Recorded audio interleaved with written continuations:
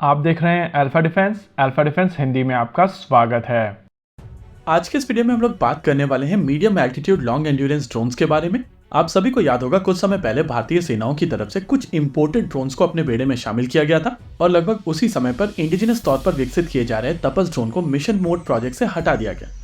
इस induction process के दौरान हमारी टीम की तरफ से लगातार ये क्वेश्चंस पूछे जा रहे थे कि क्या इन इंपोर्टेड ड्रोन्स को उन्हीं पैरामीटर्स के ऊपर जज किया जाएगा जिसके बेसिस पर तपस को जज किया जा रहा था। आरटीआई के बेसिस पर हम लोगों को आंसर मिला था कि नहीं, यहाँ पर जो इंपोर्टेड ड्रोन्स अक्वायर किए गए हैं वो बेंचमार्किंग के लिए अक्वायर किए गए हैं, यानी कि इन ड्रोन्स की परफॉर्मेंस को मॉनिटर किया जाएगा और उसके बाद बेंचमार्क किया जाएगा कि भारतीय सेनाओं की रिक्वायरमेंट क्या है। देखिए, इंडियन आर्म फोर्सेस जिस तरीके की कंडीशंस में ऑपरेट करते हैं वहां पर हर तरीके के सिस्टम्स यूज नहीं किए जा सकते हैं। Hot desert, cold desert, mountain, rain forest और आइलैंड जैसी जगहों पर केवल इंडियन आर्म फोर्सेस इकलौती ऐसी फोर्सेस हैं जो इन सभी जगहों पर सिमिलर सिस्टम्स को यूज करते हुए ऑपरेट करती हैं।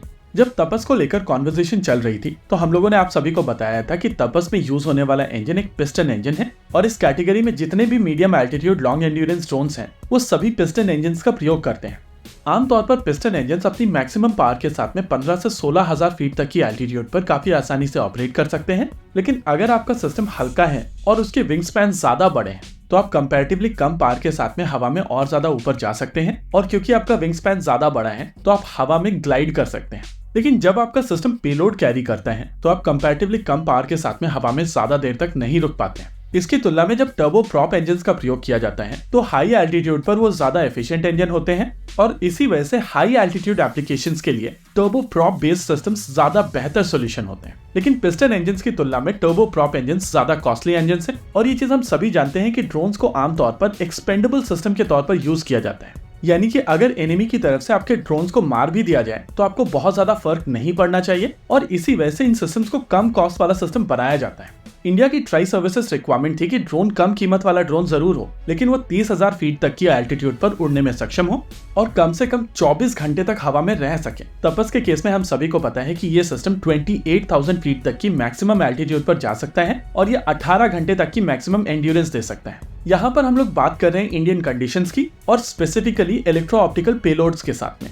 अब जो इंपोर्टेड सिस्टम बेंचमार्किंग के लिए अक्वायर किए गए थे तो उनको लेकर कुछ ऑफिशियल डेटा बाहर निकल कर आया है और इस ऑफिशियल डेटा के हिसाब से ये सिस्टम इंडियन कंडीशंस में 25,000 फीट तक की एल्टीट्यूड भी नहीं पहुंच पाए हैं। इसके अलावा बेसिक इलेक्ट्रो ऑप्टिकल पेलोड के साथ में ये सिस्टम्स 15.5 घंटे तक ही हवा में रह पाए हैं और ये चीज दिखाता है कि ब्रोशर के ऊपर जो डेटा दिया जाता है उसकी तुलना में एक्चुअल डेटा बिल्कुल अलग होता है। ये चीज भारतीय सेनाओं को कहीं ना कहीं पूरी तरीके से पता थी और यही कारण था कि उनकी तरफ से टोकन परचेसेस की गई थी। अब भारतीय सेनाओं की तरफ से इन इंपोर्टेड सिस्टम्स को यूज करके बेंचमार्क कर लिया गया है और ये चीज भी क्लियर हो चुकी है कि इस तरीके के सिस्टम्स किस तरीके की परफॉर्मेंस दे सकते हैं स्पेसिफिकली इंडियन कंडीशंस में। इस बेंचमार्किंग प्रोसेस के दौरान आइडिया था कि भारतीय सेनाएं अपने बेंचमार्क्स को सेट करेंगी और उसके हिसाब से फ्यूचर प्रोक्योरमेंट की जाएगी। अब 24,848 फीट की मैक्सिमम एल्टीट्यूड और 15 घंटे 32 मिनट की मैक्सिमम एंड्योरेंस बेंचमार्क हो चुका है और इस बेंचमार्क के बेसिस पर तपस इंडियन आर्म फोर्सेस की रिक्वायरमेंट को पूरी तरीके से मीट करता है। लेकिन इशू यह है कि यह सिस्टम अब फास्ट ट्रैक नहीं है और सर्टिफिकेशन प्रोसेस में अब समय लगेगा। वहीं अगर इंपोर्टेड सिस्टम्स की बात की जाए तो वहां पर स्टिकर पील कर दिया गया है और वहां पर इंडिजिनस स्टिकर डालकर इनको इंडिजिनस ऑप्शंस के तौर पर प्रेजेंट किया जा रहा है। वहीं पर नए बेंचमार्क के हिसाब से ये सिस्टम भारतीय सेनाओं की पूरी रिक्वायरमेंट को मीट करते हैं और इसी वजह से अब ये सेनाओं को ऑफर किए जा सकते हैं, यानी कि ये सिस्टम आपकी पुरानी रिक्वायरमेंट के करीब ना होने के बावजूद आने वाले समय में ज्यादा नंबर में अक्वायर किए जा सकते हैं। होप यहाँ पर चीजों की डिटेल्स आपको समझ में आई होगी। इसी के साथ आज के इस वीडियो में रखते हैं केवल इतना ही। वीडियो को अंत तक देखने के लिए धन्यवाद। देखते रहिए अल्फा डिफेंस। जय हिंद।